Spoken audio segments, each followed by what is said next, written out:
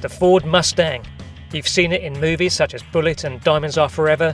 You've heard it in songs by the likes of Chuck Berry and the Rolling Stones. Otherwise, you probably haven't given too much thought to one of America's most iconic cars. Well, that's about to change because this new 6th generation Mustang is coming to Australia in right-hand drive to become Ford's new Halo performance model.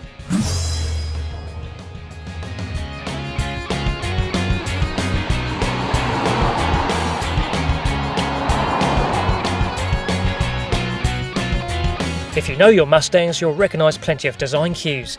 The blacked-out B-pillar that aims to mimic the side glass opening of late 60s Stangs, the long bonnet, short rear deck proportions, the tri-bar taillights that even have a cool sequential turn signal. The trapezoidal grille links it with the other current Fords though, while the company has modernised its pony car in other ways with a smarter interior and tech options such as adaptive cruise and blind spot monitoring.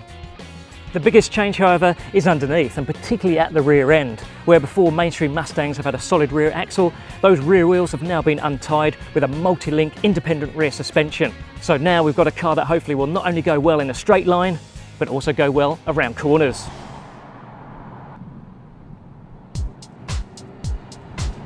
So if the Mustang is going to get true respect in Australia, it's going to have much better dynamics than it's ever had before. Now we're coming up to a bit of a challenging corner here. Let's see how we go. Really nice direct steering. There's actually some feel. We've got good tie grip, but beyond that, you can actually feel that the back end is trying to follow the front end. And that is all down to that new independent rear suspension. In terms of suspension tune, the one negative we've encountered so far is actually on the streets of LA, where the performance pack and its firmer suspension did bring a bit of an overly stiff ride that you wouldn't have got on a FPV Falcon.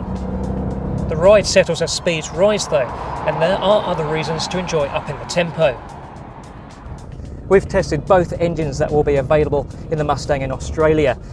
The entry-level 2.3 litre turbocharged 4-cylinder is a really good entry-level engine. It's nicely tractable down low, it's got strong flexible performance through the rev range, and a particularly elastic third gear that is great for winding roads. But it just doesn't sound that great. There's even some artificial enhancement coming through the speakers. But we're currently in the GT, and that means we've got a 5-litre V8 under the bonnet. Does that improve the sound? You bet. This will be a relief for Ford V8 enthusiasts, who will have only the Mustang to choose from in 2017 once Falcon production ceases. All is not lost for keen drivers either, because while the Mustang does retain decades-old design DNA, its genetic code for dynamics has been changed.